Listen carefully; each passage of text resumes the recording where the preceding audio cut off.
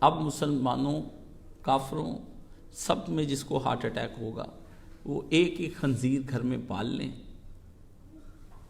پھر خنزیر کے وجود کو پالنے پر بحث شروع ہو جائے گی کہ یہ بہت مفید ہے۔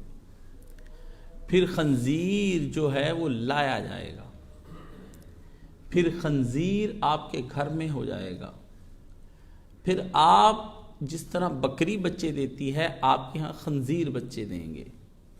پھر کہا جائے گا کہ وہ جنگل کا خنزیر تھا جو حرام تھا، گھر کا حلال ہوتا ہے، پھر پکایا جائے گا اور پھر کھایا جائے گا، اور خنزیر اور آپ سب، ہم سب ایک ہیں اس پرچم کے سائے تلے۔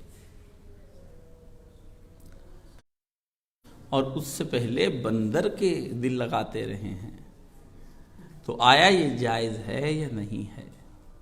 ایک سوشل میڈیا پہ ہنگامہ ہے اور لوگ پوچھتے ہیں اور ہمیں بھی سوالات ہے۔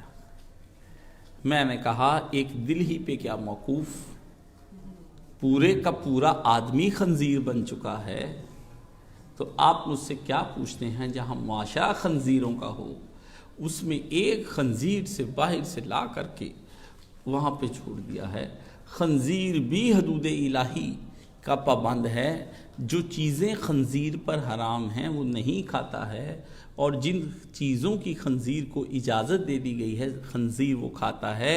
انسان شریعت الہیہ سے ہٹ کر خنزیر سے بھی بدتر ہو گیا ہے۔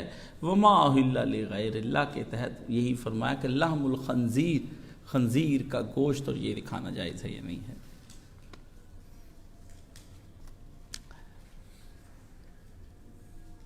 یہ سوال کب اور کہاں سے جنم لیتا ہے؟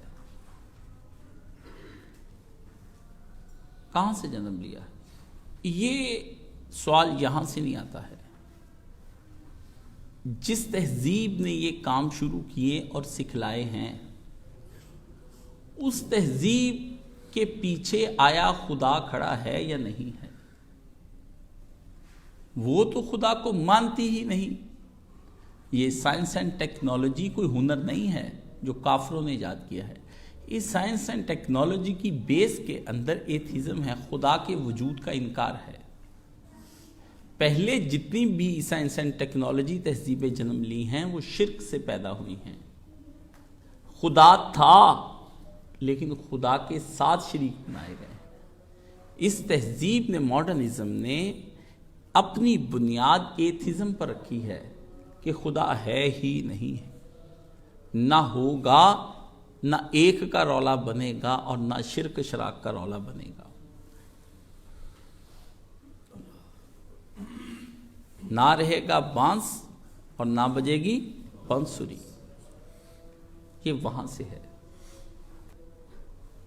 اب مسلمانوں، کافروں، سب میں جس کو ہارٹ اٹیک ہوگا وہ ایک ایک خنزیر گھر میں پال لیں، پھر خنزیر کے وجود کو پالنے پر بحث شروع ہو جائے گی کہ یہ بہت مفید ہے۔ پھر خنزیر جو ہے وہ لایا جائے گا، پھر خنزیر آپ کے گھر میں ہو جائے گا، پھر آپ جس طرح بکری بچے دیتی ہے آپ کے ہاں خنزیر بچے دیں گے۔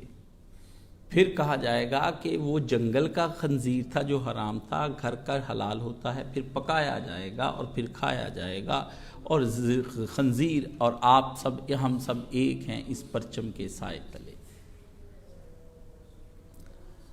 آپ جانتے نہیں ہیں کفر کا طریقہ کار یہی ہوتا ہے کہ کیسے کسی چیز کو آپ کے لیے حلال کیا جائے۔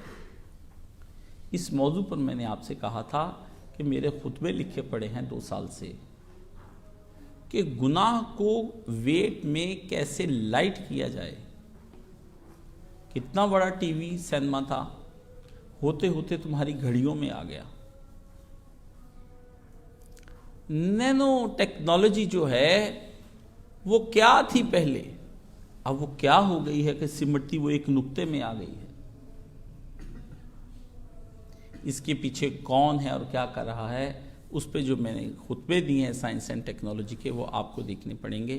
ابھی اس کے دوسرا ایک پارٹ میں بنا رہا ہوں، اس پہ مجھے خطبے دینے ہیں۔ تو ایک بات، حوالے نکل کر آ رہے ہیں۔ کہ خنزیر کا صرف گوشت منع ہے. غامدی صاحب یہ حوالے دیتے ہیں کہ خنزیر کا صرف گوشت منع ہے. تو اس کی چربی کے بارے میں غامدی صاحب کیا کہتے ہیں؟ اس کا آئل سے غامدی صاحب چربی میں پکوڑے بنا کر کھاتے ہیں کیا؟ ہاں، اس کے پائے، اس کی سری آپ کے کام آ جائے گی. کہاں کا حوالہ ڈھونڈ کر لائے ہیں. سنا نہ ہوتا اور اس پہ بحث نہ کی ہوتی مولانا مرحوم سے میں نے، تو اللہ جانے کدھر کو میں گمراہ ہو گیا ہوتا. علماء نے لکھا ہے کہ کتا اور خنزیر دونوں کی کھال میں سے کس کی کھال کو صاف ستھرا کر کے استعمال میں لایا جا سکتا ہے. تو علماء کی کثیر تعداد نے کتے کی کھال سے منع فرمایا. خنزیر کی کھال سے کہا کہ اس کو دباغت، یعنی وہ سارا پروسیجر جس سے کوئی کھال چمڑا بن جاتی ہے، اس کو اگر ایک خاص پروسیجر سے گزار دیا جائے اور اس کی صفائی ستھرائی اور کیمیکل وہ ختم ہوتے ہوتے اپنی حیت بدل جائے. حیت سمجھتے ہیں آپ؟ فارمیٹ چینج کر لینا کسی چیز کا، یہ اسلام میں ہے. جیسے کاغذ کو جلا کر راکھ کر دے تو کیا بن جائے گی؟ راکھ اس میں بن جائے گی. وہ ایک نئی چیز بن جائے. انہوں نے کہا اگر اس طرح کا عمل، دباغت کا عمل جو عرب عام کرتے تھے، عربوں میں رسول اللہ کے دور میں عام جانوروں کی دباغت ہوتی تھی، تو اس میں جائز ہے استعمال. اور اس کو یہ اس میں ابھی مجھے یاد نہیں رہا، یہاں کے یاد رہا، ورنہ حوالہ لے کے ابھی پڑھتا. امام نووی نے بھی ذکر کیا ہے جنہوں نے صحیح مسلم کی شرح لکھی ہے، اور امام مالک کے ماننے والے اور دیگر لوگوں نے اس پہ بحث کی ہے. یہ ہمارے پاس موسوعۃ الفقیہ کویتیہ جو ہے اس کے اندر ڈیٹیل اس کے اندر لکھی ہے. چھوٹی سی بات کا جواز نکل آئے تو پھر بڑی بات کو جو دل لگیں گے، گردے لگیں گے، چیزیں لگیں گی. آپ کو بات سے بات آگے نکل، پھر خون، پھر تکے، پھر کباب بنتے جائیں گے. دنیا میں انہیں کوئی اور جانور ملا نہیں، کیونکہ وہ خود خنزیر کھاتے ہیں. آپ نے ابھی تک کوئی جانور ڈھونڈا نہیں. ہاں جی، انسانوں کے دل گردے سے بات چلی تھی، اور دیکھتے دیکھتے خنزیروں، کتوں اور بلوں پر چلی گئی ہے. جب آپ جئیں گے بھی خنزیروں کے دلوں کے ساتھ، جبکہ معاشرہ خنزیروں والا ہو چکا ہے، تو پھر کس طرح سے یہ آپ سارا کام چلے گا؟ اس لیے ہم سے جو لوگ پوچھتے ہیں آیا جائز ہے، اگر آپ خنزیر کا دل لگوا کر مرنا چاہتے ہیں تو یہ آپ کی خواہش تو ہو سکتی ہے، ہمارا فتویٰ نہیں ہو سکتا. آپ کی خواہش ہو سکتی ہے.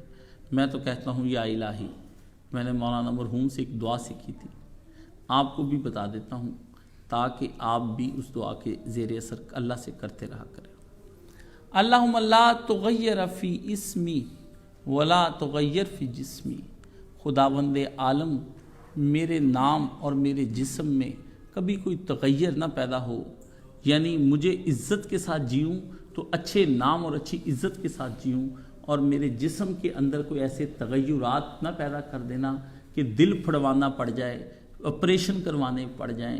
یا اللہ ایسا نہ ہو جائے کہ مجھے ایسے مرض اندرونی اور بیرونی لگ جائیں کہ جس کے ذریعے سے میرا جسم سارے کا سارا تباہ اور برباد ہو جائے. اس سے مجھے محمود اور محفوظ فرما. جب آپریشنوں پر اور کتوں سوروں پر آپ کی بات آ جائے گی، جب آپ اپنے نبی کا دامن چھوڑ دیں گے. اللہم آفنی فی بدنی، آیا یاد نبی کا قول؟ اللہم آفنی فی سمعی، اللہم آفنی فی بصری، اللہم آفنی فی قلبی. خنزیر کا. اور ادھر سے نبی نے کیا کہا؟ میرے دل کو عافیت عطا فرما. 14 صدیاں پہلے نبی نے کہا دل کو عافیت عطا فرما.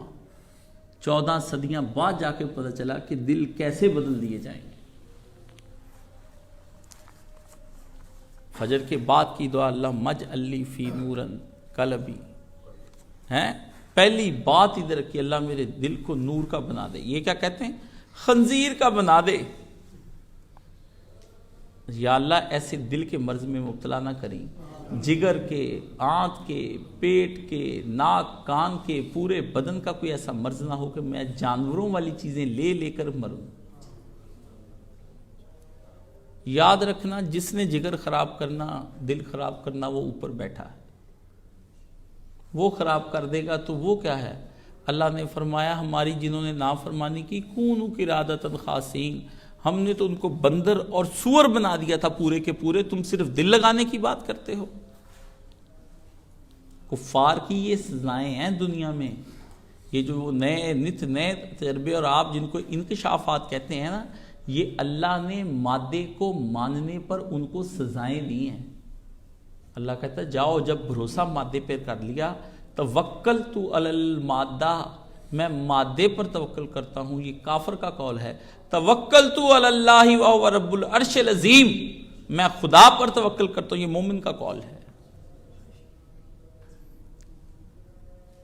ہمیں خدا کی نصرت پر یقین ہے، انہیں یورپ کی مشینوں پر ناز۔ اپروچ ڈیفرنس کیجئے اپنے آپ کی۔